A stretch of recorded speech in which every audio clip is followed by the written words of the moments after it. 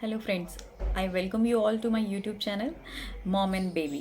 My name is Swati और मैं आप सभी का स्वागत करती हूँ आज मेरे चैनल पे। वाले हैं वो हम बात करने वाले हैं बच्चों की बेबी केयर की कि हम बच्चों के लिए हम क्या कर सकते हैं अभी। अब जैसे विंटर्स का टाइम आ रहा है, सब कुछ चेंज हो रहा है, सब कुछ बच्चों के लिए न्यू है। तो हम बच्चों के लिए क्या कर सकते हैं, उनकी स्किन को पैम्पर कैसे कर सकते हैं, उनकी स्किन को हम बहुत ज़्यादा अच्छे से कैसे रख सकते हैं। बिकॉज अभी तक समर्स में हम लोगों ने उनकी बहुत केयर की है, बहुत अच्छे से केयर की है, बहुत ध्यान रखा है सब कुछ। और इतनी सपल और इतनी, आप सबको पता है बेबीज़ की स्किन कैसे होती है।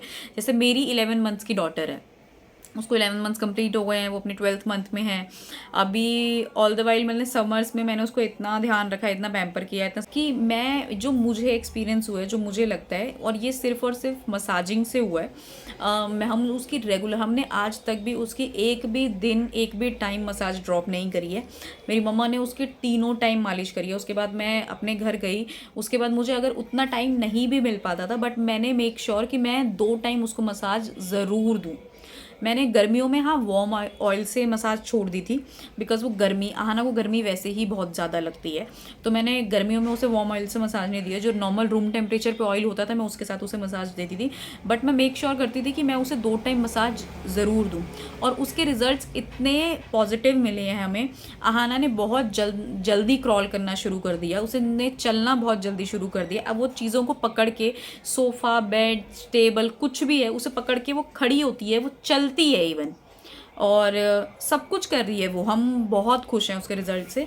तो जो सबसे पहला और मेजर टॉपिक है हमारा, वो है मसाजिंग। आप, हाँ, मैं ये ज़रूर कहूँगी, जो जो मिथ था ना, जो पहले के लोगों ने बनाया था कि सर्दियों में ज़्यादा हम नहीं कर सकते हैं मसाज, वो सिर्फ़ और सिर्फ इसलिए था कि पहले इतनी फैसिलिटीज़ नहीं होती थी। अब आपके पास सब कुछ है। आप एक नॉर्मल, थोड़ा सा वार्म रूम टेम्परेचर मेंटेन कर सकते हैं अपने बेबीज़ के लिए। 28 टू 32 डिग्री टेम्परेचर इनफ होता है। आप वो, मतलब एक अच्छा टेम्परेचर है मसाज करने के लिए बेबीज़ के लिए विंटर में। आप 32 डिग्री टेम्परेचर तक आप बेबी की मसाज कर सकते हैं।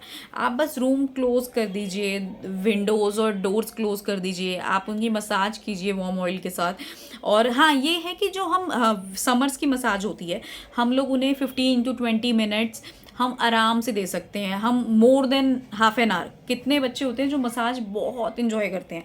अब जैसे हमारी आहाना है, उसने अराउंड 5 मंथ्स तक हाफ आवर्स की मसाज ली है। 5 टू 6 मंथ्स हाफ आवर की मसाज वो आराम से लेती थी। 30 टू 35 मिनट्स की मसाज हम उसे देते ही देते थे।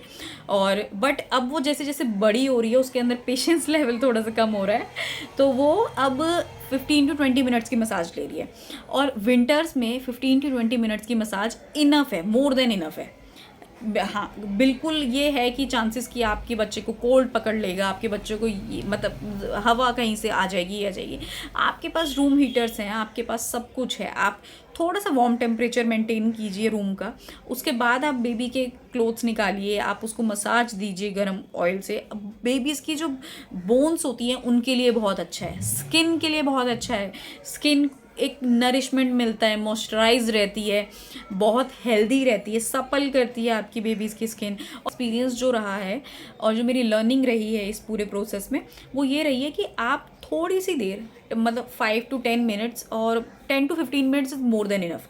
आप उतनी देर जो ऑयल है उसको बॉडी में इन्फ्यूज़ होने दीजिए, अंदर रहने दीजिए बॉडी का। क्योंकि बिकॉज हम क्या करते हैं, हम जब बच्चे को मसाज दे रहे होते हैं, हम कोई भी चीज़ है, हम उसे रब कर रहे हैं। अब सपोज़ मैं अपने हाथ को रब कर रही हूँ, आप देखिए, बट मुझे ना हीट फील हो रही है, थोड़ी थोड़ी गर्म महसूस हो रहा है। तो और मैं एकदम से ले जाके, ऑल्दो मैं उसे वार्म वाटर से नहलाऊंगी, बट फिर भी मैं मतलब जा तो उसके बॉडी पे पानी रहा है ना, वाटर रहा है, तो वो उससे बचाने के लिए आप जब भी मसाज देते हैं उसके बाद आप 10 मोर देन, मतलब इनफ है 10 मिनट्स। आप 10 मिनट्स का वेट कीजिए। आप उसके बाद बेबी को रैप कर दीजिए किसी उसके ब्लैंकेट में या किसी भी चादर में, बेडशीट में। आप उसके बाद उसे आप 10 मिनट के बाद नहलाने लेके जाइए। और मेक श्योर कि आप जिस बाथरूम में, जिस भी टब में या किसी भी चीज़ में, जहाँ पे भी, इवन कहीं लोग सर्दियों में बच्चे को रूम में ही नहला देते हैं, तो वो आपके अप टू है कि आप कैसा एनवायरनमेंट में आप बच्चे को नहला रहे हैं। बट आपको एक हेल्दी और एक वार्म एंड टेम्परेचर चाहिए बच्चे को नहलाने के लिए। आप अभी गर्म तेल से मसाज करके लेके गए हैं बच्चे की, बट आपने वहाँ पे जाके एक बाथरूम में जाके अपने बच्चे को नहला दिया सपोज, तो उसका क्या है इफ़ेक्ट, क्या होगा? बाथरूम का टेम्परेचर ठंडा है, रूम का टेम्परेचर गर्म था, बेबी की बॉडी का टेम्परेचर अभी गर्म है, बट बाथरूम का टेम्परेचर ठंडा है, तो बच्चे को बहुत ज़्यादा मतलब वो इतना ज़्यादा वो हो जाएगा कि उसे बहुत जल्दी सर्दी और वो सब पकड़ लेगा, इन्फेक्शन पकड़ लेगा। इसलिए हमें क्या करना चाहिए, या तो हमें स्टीम बाथ्स देनी चाहिए। अब वो हम मिडिल क्लास फैमिलीज से बिलोंग करते हैं सारे, तो वो हम लोगों के लिए पॉसिबल नहीं हो पाता। हम क्या कर सकते हैं, गीज़र सबके घरों में होते हैं। आप जब मसाज करने बैठें तो आप सपोज आप 15 मिनट्स की मसाज कर रहे हैं, तो आपके जब अराउंड 8 to 10 मिनट्स हो जाएं, आप जाइए या आपकी अपनी किसी हेल्प को बोलिए कि आप बाथरूम का गेट बंद कर दीजिए और अंदर से ना टूटी जो टैप है गीज़र वाली उसे ऑन कर दीजिए, बाल्टी भरने के लिए लगा दीजिए और दरवाज़ा बंद कर दीजिए बाहर से। आप जब जाएंगे अंदर, आप उस जो वो हीट निकलती है, जो वेपराइजेशन निकलती है, उससे क्या होगा, जो हमारा बाथरूम है वो एक ऑलरेडी स्टीम्ड उसमें बाथ जोन में कन्वर्ट हो जाएगा। और जब आप जाएंगे आपको खुद टेम्परेचर फील होगा बाहर और अंदर में कि फ़र्क है इसमें। तो यही सबसे मेन है। ये 50 to 70% काम करता है ये वाली मसाजिंग वाली टिप, कि आप मसाज करिए 10 मिनट्स, अपने बेबी को रैप करिए किसी भी चीज़ में और उसके बाद आप नहलाने के लिए लेके जाइए। और लेकिन सबसे इम्पॉर्टेंट, कई पेरेंट्स ये गलती करते हैं कि उन्होंने मसाज कर दिया, उन्होंने वेट कर लिया, फिर वो नहलाने ले गए। अब वो नहला के आए हैं, बट बेबी का जो सारा स्किन केयर और जो भी आपको भी चीज़ें चाहिए उसे रेडी करने के लिए, वो चीज़ें रेडी नहीं है। तो क्या होगा बच्चा अभी अभी नहा के आया है, पानी के एक्सपोजर से आया है, और फिर उसे दोबारा से सर्दी, मतलब दोबारा वो चांसेस है ना कि वो टेम्परेचर जो अभी रूम का है वो उसे दोबारा से इफ़ेक्ट कर जाए। तो हमें क्या करना है, हम जब मसाज करते हैं उसके बाद जब हम वो 10 मिनट बेबी को रेस्ट दे रहे होते हैं, उन 10 मिनट में जो भी बेबी एसेंशियल चीज़ें हैं जो हमें चाहिए ही चाहिए अभी उसे रेडी करने के लिए, हमें वो इकट्ठी कर लेनी है एक जगह पे, जहाँ पे भी हम उसे रेडी करेंगे।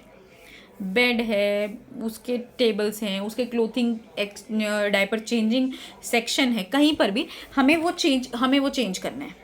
हमें वहाँ पे अपना उसका पूरा सेटअप लगाना है, उसके बाद हमें उसे नहलाने लेके जाना है। और जब हम वहाँ पे वापस आएँ, ताकि हमारे सामने सब कुछ हो, तो बेबी को 1 मिनट का भी एक्सपोजर ना मिले एक कोल्ड टेम्परेचर का। बस ये 3 जो मेजर टॉपिक्स मुझे लगते हैं मेरी लर्निंग के हिसाब से, वो मैंने आज आपके साथ शेयर किए हैं। आपको जो भी लगता हो, या आप अपने बच्चों की विंटर केयर के लिए जो भी करते हो, ये आप प्लीज़ मुझे कमेंट सेक्शन में ज़रूर बताइएगा। मैं वेट करूँगी आप सबके कमेंट्स पढ़ने का। और आपको ये वीडियो अच्छा लगा हो तो इसे ज़्यादा से ज़्यादा लाइक कीजिए, शेयर कीजिए और हमारे चैनल को सब्सक्राइब कीजिए। Thank you so much. जिसने अभी तक मेरे चैनल को सब्सक्राइब नहीं किया है वो जाके सब्सक्राइब कर लीजिए। यहाँ पे एक सब्सक्राइब बटन आ रहा होगा और एक बेल आइकन होगा, उसको ज़रूर क्लिक कर लीजिए ताकि हमारे चैनल की रेगुलर अपडेट्स आपको सबसे पहले मिल सकें और हम साथ में मिलकर एक बहुत ही लविंग और बहुत बड़ी फैमिली क्रिएट कर सकें। Thank you so much guys.